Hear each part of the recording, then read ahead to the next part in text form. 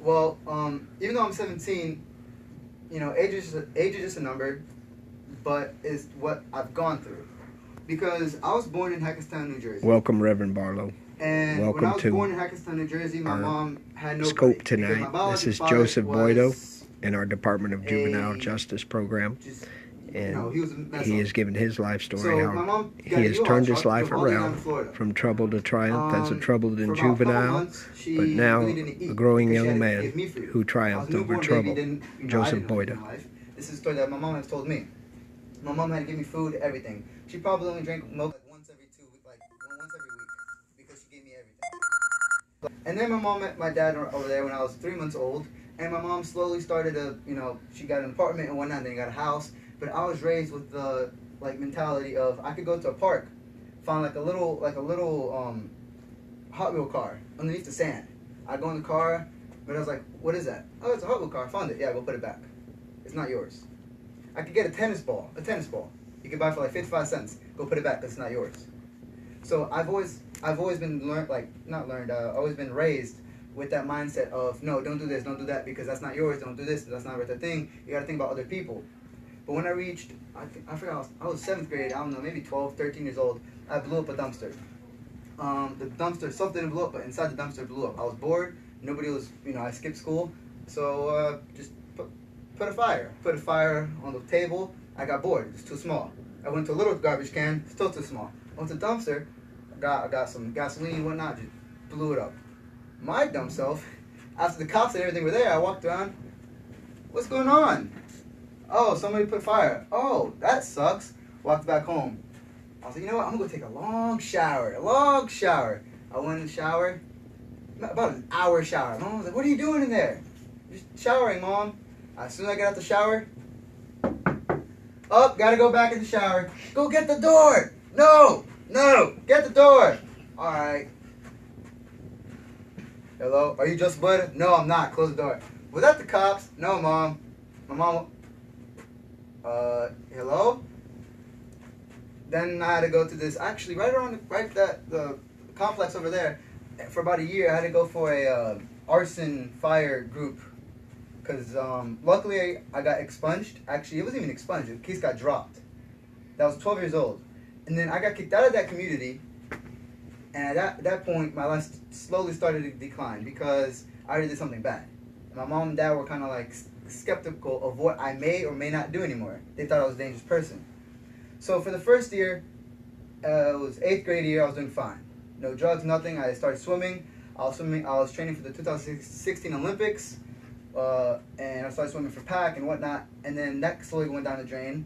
I went to New Jersey because my relationship with my parents started getting rough.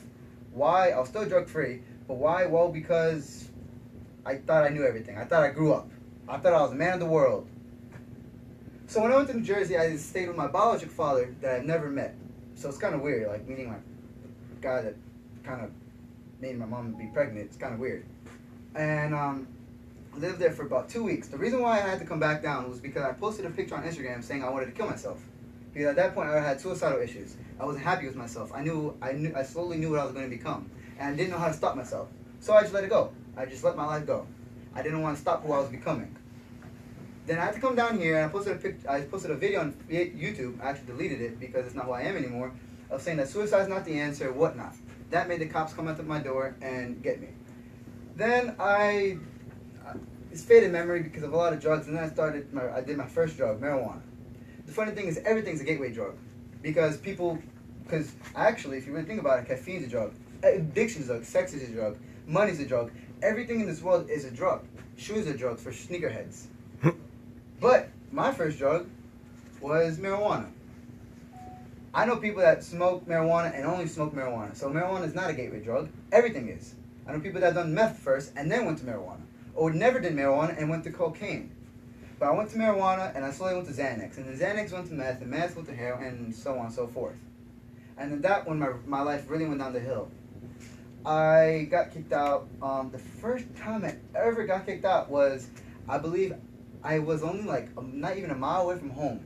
But I was so high and drunk that I didn't know where I was. So I texted my mom. I was like, Mom, I'm going to sleep here. I'm too far away from home. And I pretend, I was like, I'm going to sleep. I love you. Bye. And not even 30 seconds later, my mom says, where are you? Call me. But I was asleep. And then the next day, we went all the way to Coral Springs. And my friend needed a haircut. As soon as I went back home, knocked on the door. My dad opened the door with my little brother. He didn't say a word to me. He just closed the door, opened back the door, put 2 suitcases outside the door, and closed the door. At that point, I was like, am I going to Brazil? Where am I going? And at that point, my dad was like, good luck. And I was just like, crap.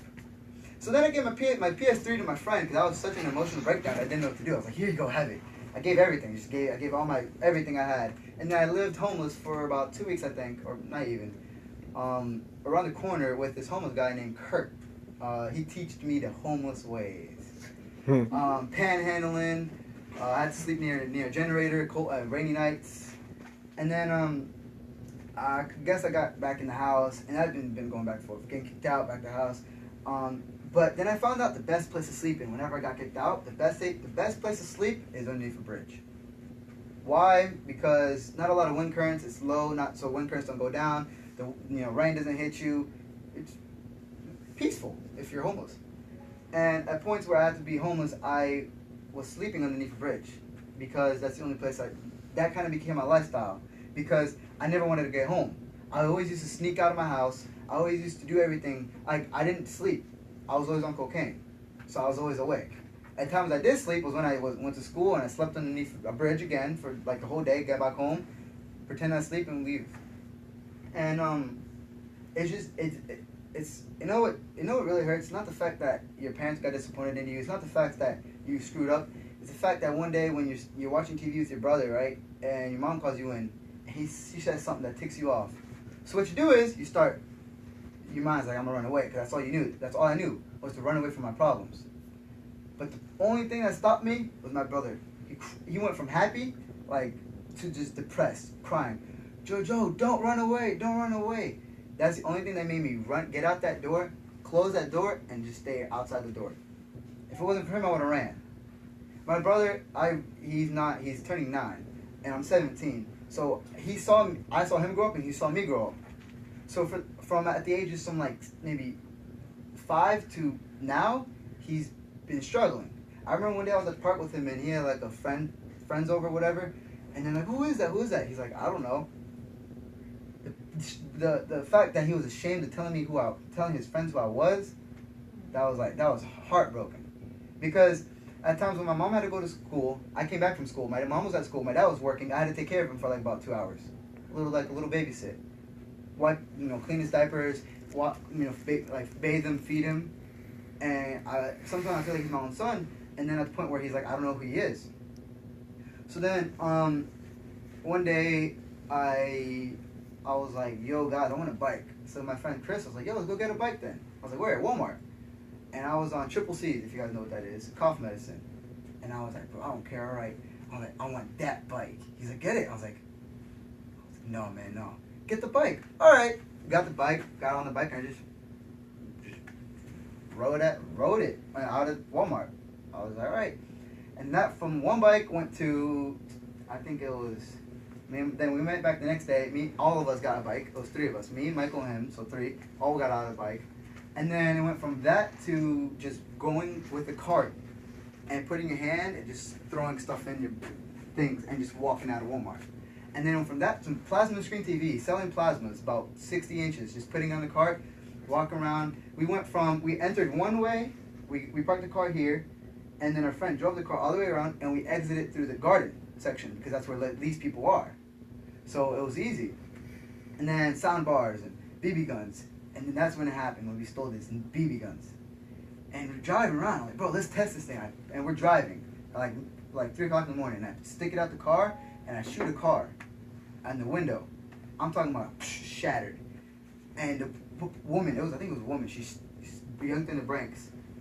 Innocent civilian, baby in the car. After we ran, I saw there was a baby in the car. I didn't know what to do. I was panicking. And we just left. But I fell in love with the fact that how it broke. Not the fact that I possibly injured somebody or something. I love the fact that I just broke a window and I loved it. It felt amazing. So from that went on every day for about 4 days. Shooting car windows. No more people driving, just regular car windows. Houses, tires, anything we could get our hands on, just shoot. So, cops everywhere. The cops came on my door one day. It came on with my neighbor, actually, Michael. And the cops knocked on my door. Oh, you got a BB gun, blah, blah, blah, because Michael said you had a BB gun. I was like, no, I don't. Go search my room. Searched everything. I got lucky because as soon as he opened the drawer, it was the BB bullets.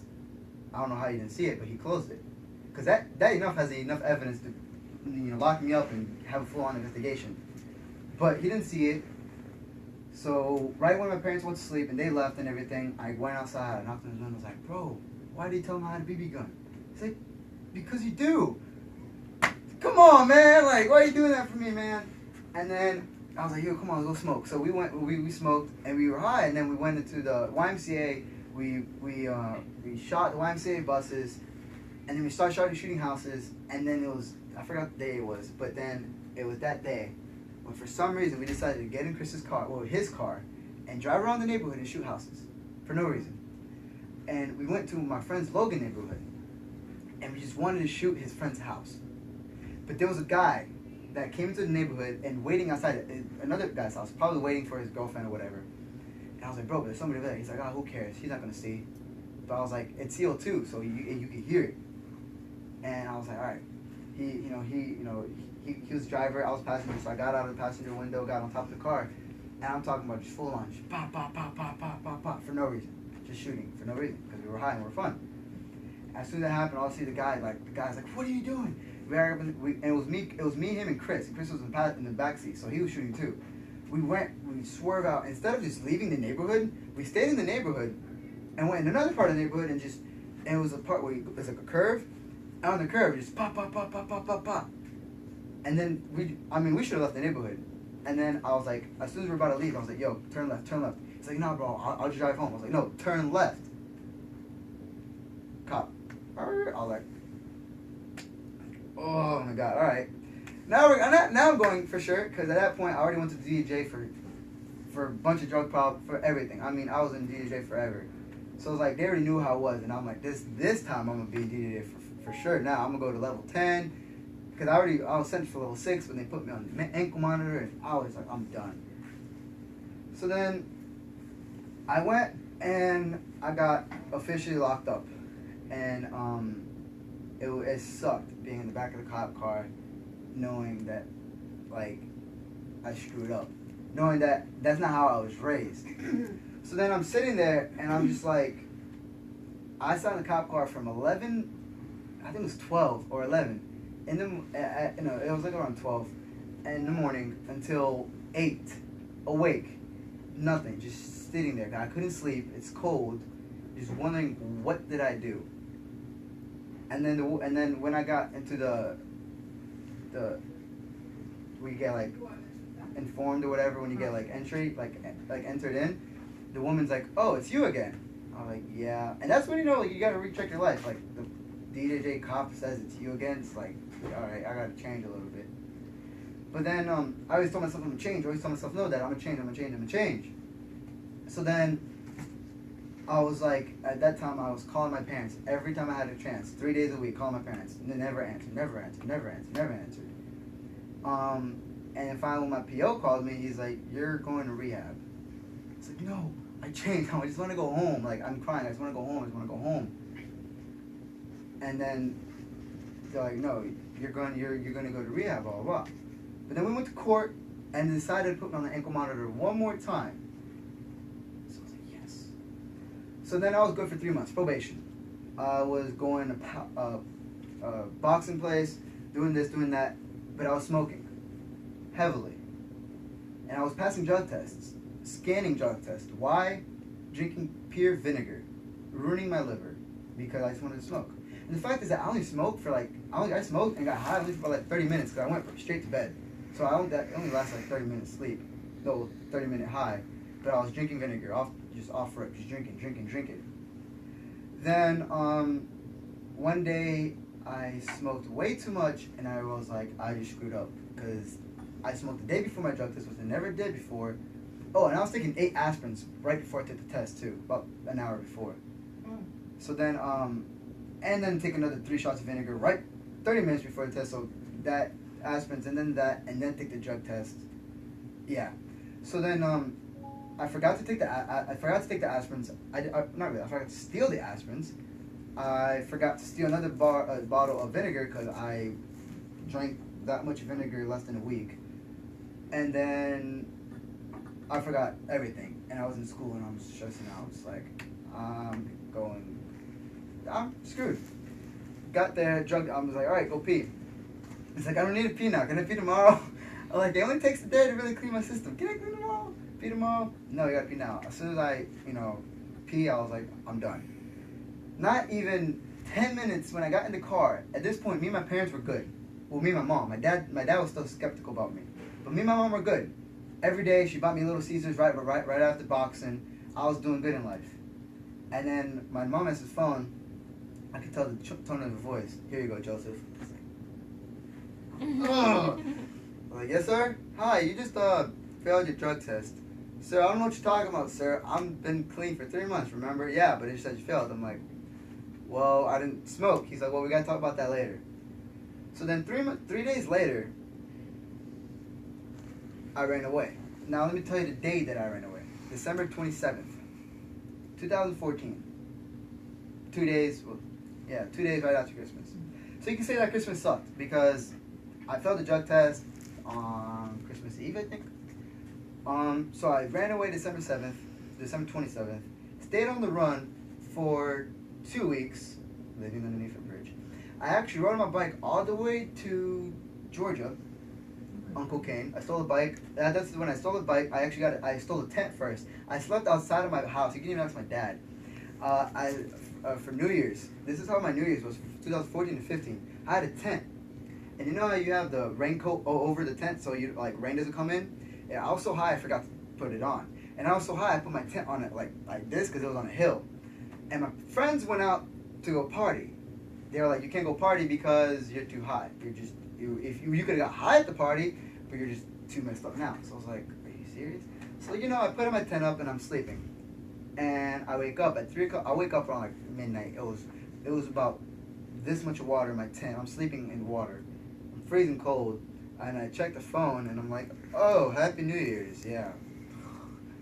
And then I woke up at 3. My friend opened up my tent, threw 2 Big Macs at me, took the raincoat out and put it on top. He said, Happy New Year's, man. Enjoy your Big Macs. And I was like, thank you. And then my other friend came in and, here you go, it's bottled liquor, because I hate beer. So here you go, bottled liquor. I was like, oh, thank you. And then that's how my New Year's was from 2014-15. And then I was like, guys, I'm out of Florida. I need help to go to Georgia. I was like, why Georgia? I was like, because I want to go to Jersey. I felt like Jersey was my hometown, because that's where I was born. In reality, I didn't go to Jersey. I went to Georgia. I stole a bike. It wasn't a traveling bike. It was like one of those big mountain bikes. I stole a thing that you put back of the bike where you can put stuff on it. I stole rolls and whatnot for you comfortable, like the comforter. I got a lot of cocaine and I got a cardboard box saying traveling from South Florida to Georgia. Anything helps. Put it here and I started biking. And every time I got tired, I took my hands off the handlebar, got it in my pocket, put cocaine in here and sniffed it. Kept biking. And then for a little bit before that, I was living in a trap house actually. And that's where I got the idea. Because I met this guy, another guy that showed me the homeless ways, and she traveled all around Florida, from the Panhandle to Key West, but biking. I was like, why don't I do that? I was like, if you could do that and you're fat, I could do that too, and I'm skinny. I was like, let's do it. And he had a dog, so it's even harder for him. And then he told me what to do, whatnot, blah, blah. He set me up and everything. I was like, all right, cool. So I did it. People used to stop by, put my bike on the truck and drive for about 10, 15 miles, drop me off again. I had to keep biking. I biked on A1A and I even did a 95. I was crazy. I did everything. And then when I got there, I was like, what am I doing? I gotta go back to Florida because I went back to Florida and I got pulled over on Lantana because I called him. I was like, yo, I'm back here and I need help again. He's like, all right, can you meet me on Lantana? I was like, I can be there in 2 days. So we're panhandling in Lantana. And at that point, I was like, all right, cool. I'm back in Florida. Got living in the trap house again. But then I was like, I need a story. So I had stories. I had my beer was big and everything, and I had a daughter, son, family.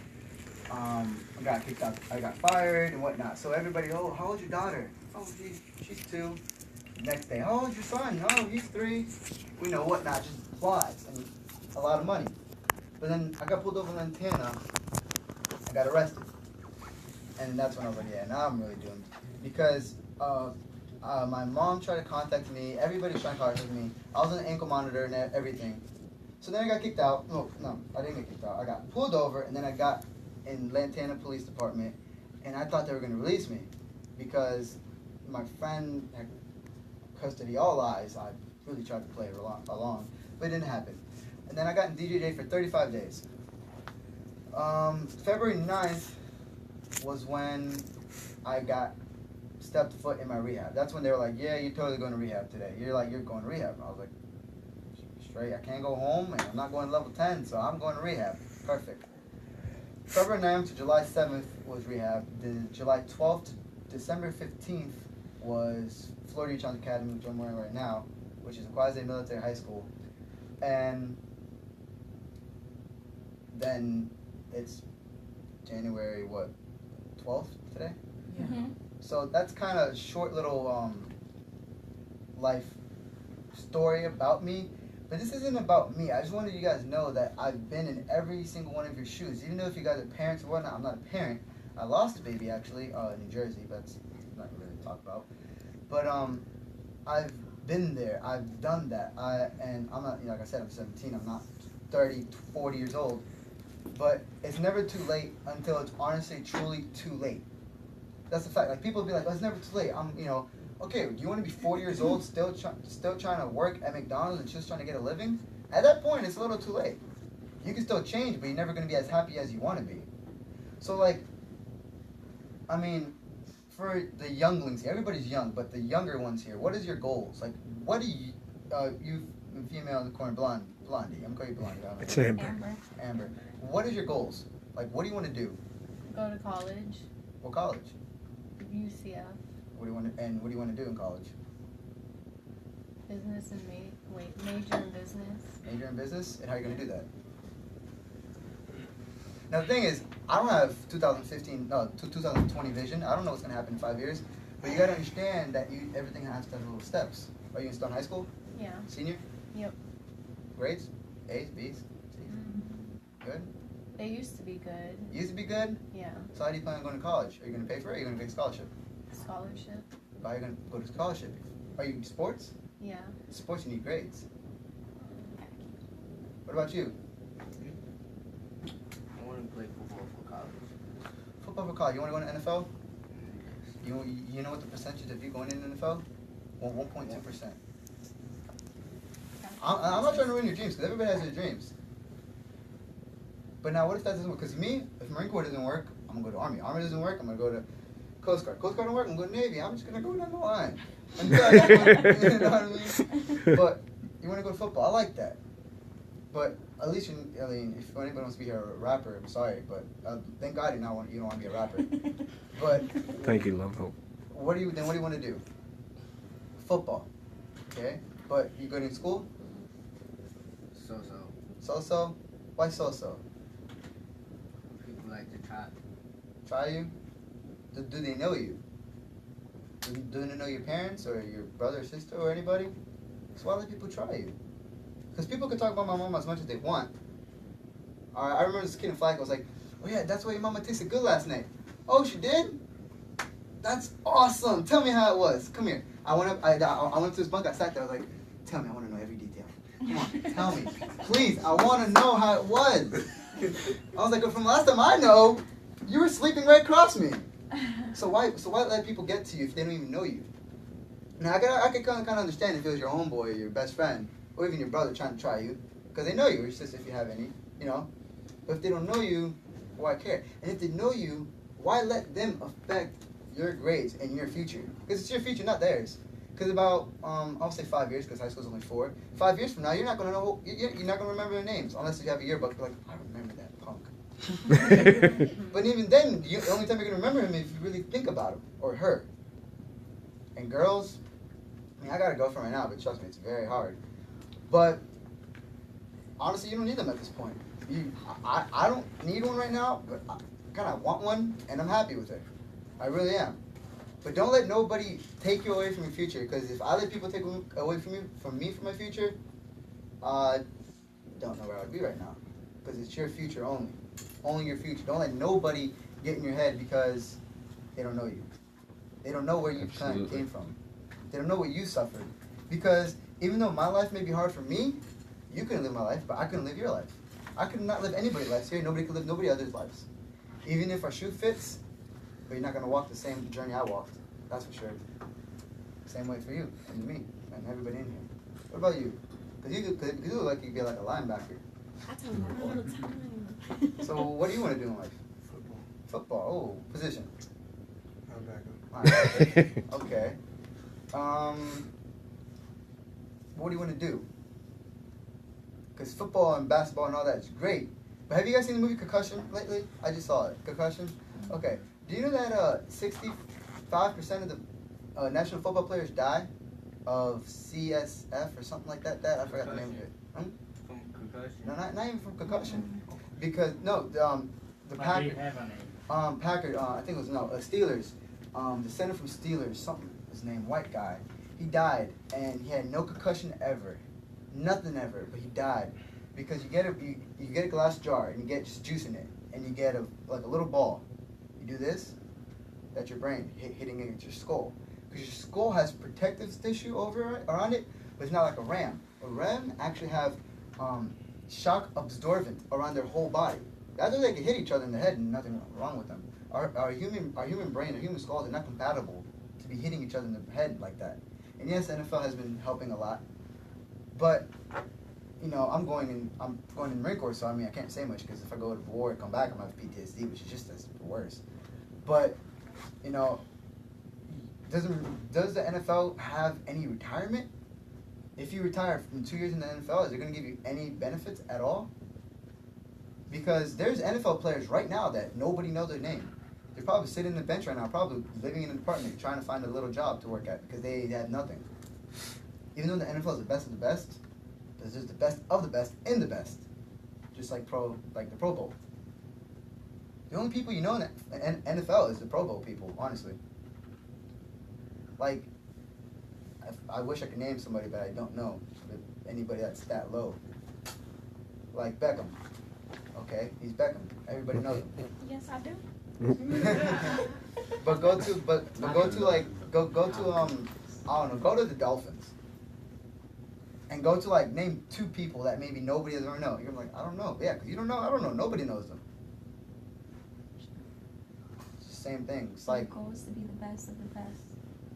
Best of the best. But there's always somebody trying harder than you, so you gotta try harder than them. There's always somebody trying harder than them and harder than them. So in order for you to be the best of the best, you gotta be born and raised with a football in your hand. Yeah, Michael Orr, 1 in a million. Very, very rare. But to be the best of the best, you're gonna want to have it. You're gonna want to be blood, sweat, and tears. You're gonna want to get there to court at 6 o'clock in the morning and leave at 8 at night. You gotta keep pushing no matter what. But that's the thing. Are you It's the right song. Are you ready? Are you ready for that? Because okay grades, or used to be good. So what about you? You graduated? Senior. Senior? How's your grades? Straight. Straight? C's or straight A's? B's? Straight what? You don't know? Passing. Just passing? Just think about it. Because you're always going to need a backup plan. Always. What about you? College. She's a mentor. She's a Yeah. mentor? Is college in AA?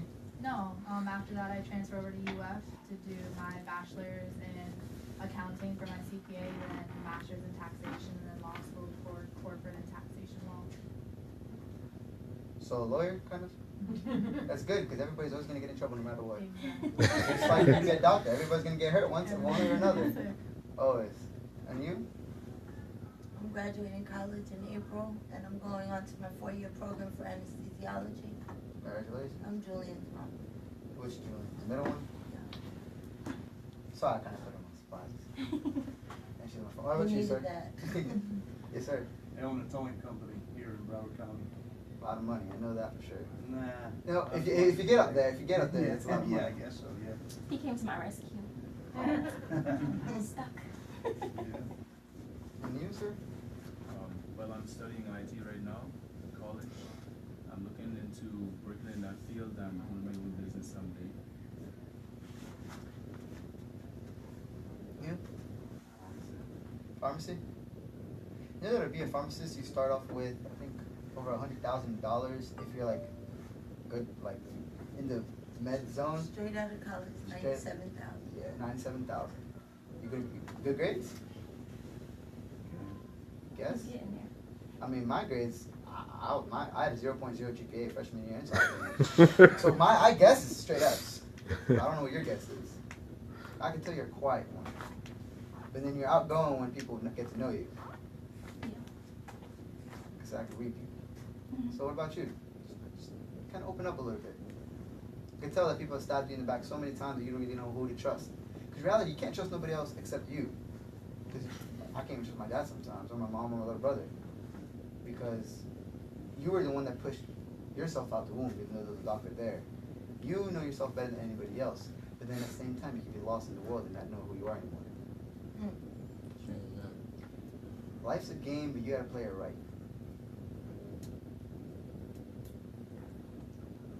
You, ma'am? I'm working. Mine is, I'm halfway. I'm more than halfway done.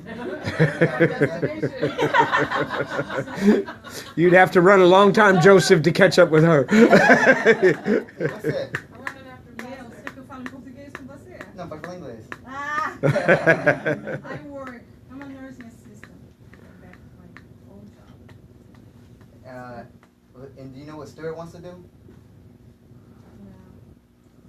I gotta talk to him before I leave. Because he's getting up February, right? I'm leaving March. I gotta talk to him before I leave. Be good. What about you, sir? College. College? College. Everybody college. Turn up. Turn up? What if you turn up and and wind up dead? I've been there. Been there? Yeah. You're still alive though, right? By the grace of God. Amen. Tomorrow's my birthday. Turn up. Amen. Right. That's right. And what about you, ma'am? Do you have a baby? No. Oh, It's my baby's kind of like being birthed. My book. Oh, okay. I have sisters. Uh, I'm the oldest out of 6. So I had to take care of a couple people. So yeah, but I'm in school, doing criminal justice, sociology, minor in public health. However, the youth is my passion, so this is life for me. So You're youth too. You funny thing, you can pass for 21 to 17 to 17 to 16 or years. 12. Or 12. But you know, I live to see people like you that didn't really allow their past and their pain to become their identity. Breath, you have a second chance, you know. So for me, even though I stopped breathing when I was 22, God gave me a second chance. What did I do with it? I started to speak. I started to really express how I was feeling on the inside. So, you know, I'm here, I'm alive, I'm well, and there's work to be done. So as long as you got breath, there's work to be done. So thank you. It's just like, yes, ma'am? May I ask you a question? Yes. After everything is said and done, and the position that you're in right now, I know you have a lot of regrets. But the most important question I want to ask you is, what are you going to do with your future? Besides the military, I'm talking about you. Forget what you're going to accomplish. What are you going to do with your future? All I want to do is be successful. I'm not saying success. No. I'm talking about you, Me, with myself? yourself. Because it starts within you.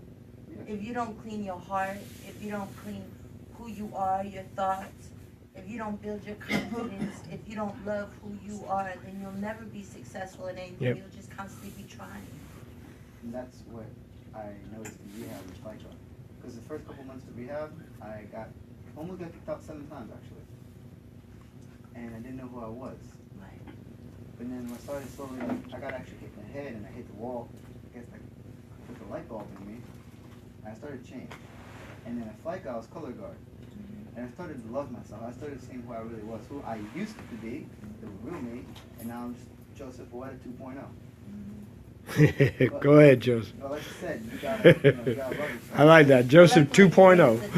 The new and improved edition. Whenever I was in my deep thoughts of suicide and everything, I hated myself.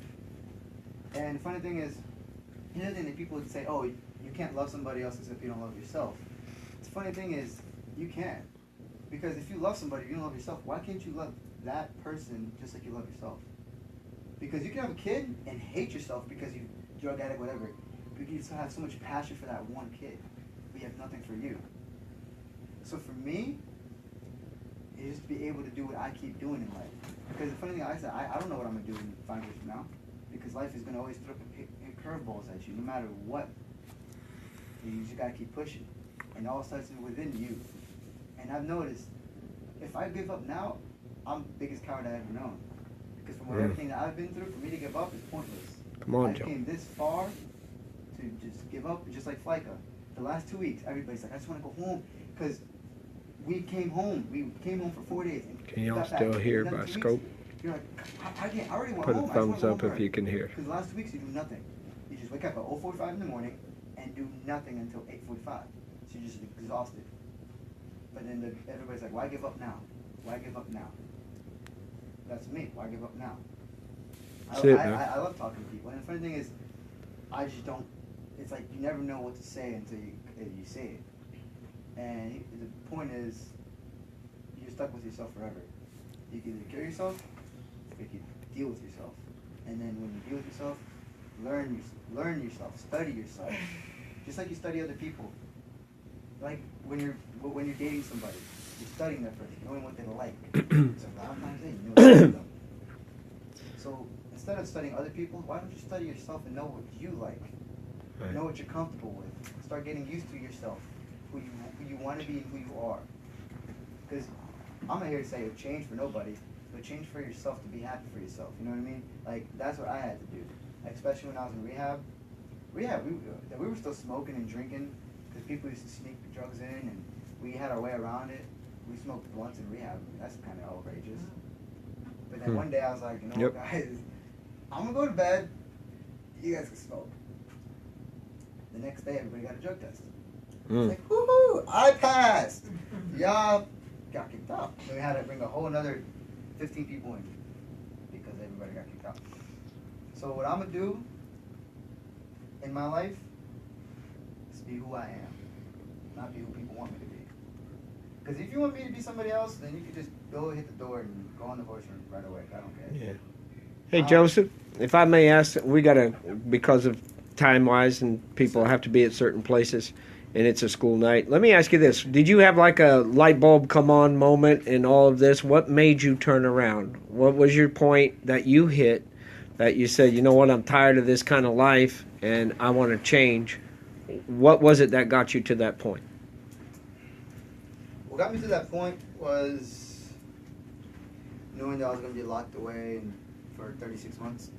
Not being able to see my brother and my family. Wow. Disappointing them. And I wasn't who I am. Like, I wasn't who I used to be. Like, actually, now, I don't talk to nobody except my girlfriend. I live in Boca Raton. I don't talk to nobody because there's no point to it. So what made me change is the fact that I put my parents, as I said, I was raised completely different. And I also wanted to prove everybody wrong that said stuff about me. I want to go to my high school so bad and shove the diploma in their faces. Be like, ha, you guys are still in school. But that's not gonna that's not gonna make me any better than them.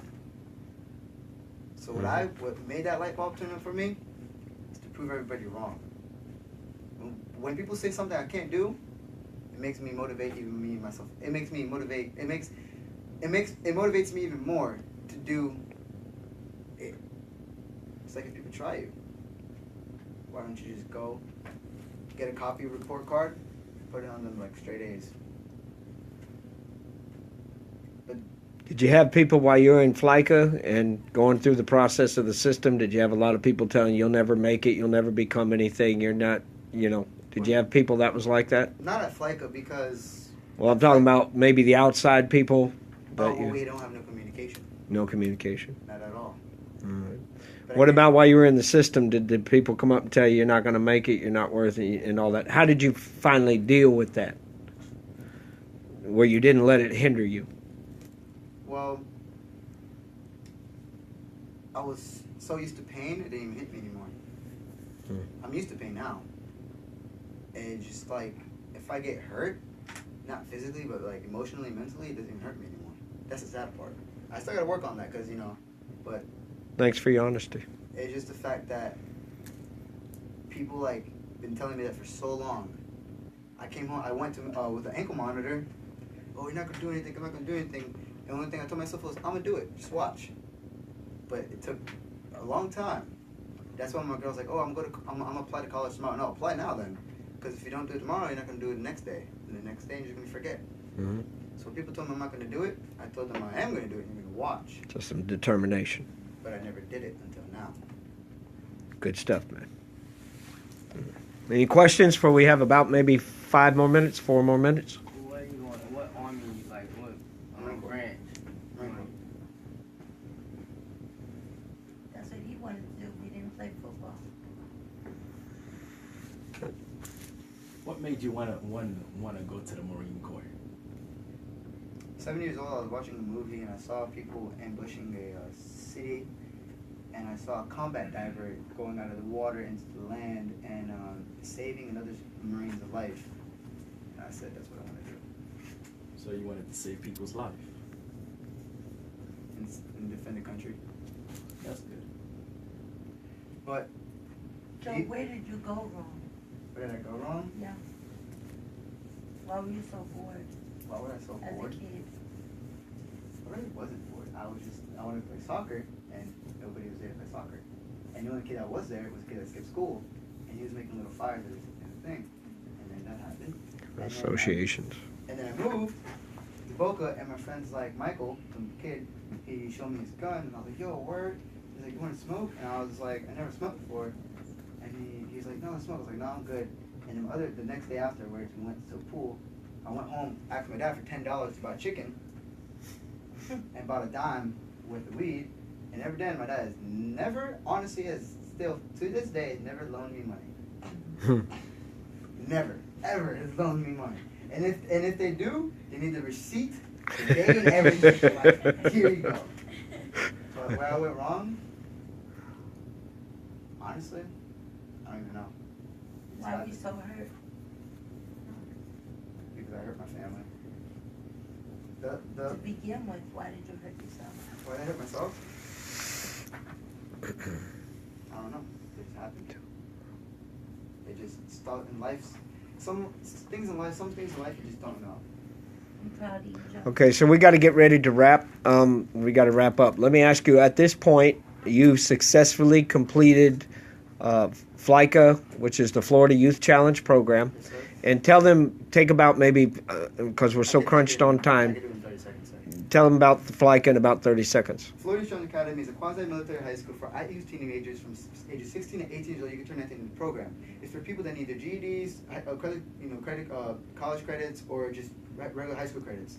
It helps you get your life structure, time management, self-control, and blah, blah, blah, blah, all that good stuff. But one thing main in FLICA is a quasi-military, meaning you wake up at 0:45 in the morning, you have PT from 5 to 6 in the morning, and then you go to school. You march, you do everything, parade, rest, attention, salute, everything. You do military-oriented stuff. You do not learn about guns. You do not learn anything about the physical lifestyle. You learn about the mental and what you do. And also what it does, it helps you get connected to the military. Like if you want to be a Marine, how old are you, 16, 17? I'm 16. You're 16, if you should join. Why? Because it's completely free. The only thing you have to pay is for your own personal clothing. But it's there for you to learn about the military and learn about yourself and get to know yourself they're gonna put you to your limits mentally but not physically. That's a little 30-second short thing. Good job, man. Wow. All right. Now, for those that are where you were, I mean, now you're no longer on probation, I take it. No, sir. And everything is cool now. Yes, sir. All right. Now, these guys that are going through the process and some that might listen to you by the replay of this video, what would you say to them that are trying to get through the system, get everything behind them like you have? What would you say to them at this point? 3 words. Never give up. Bam. Everybody give Joseph Boykin a good hand.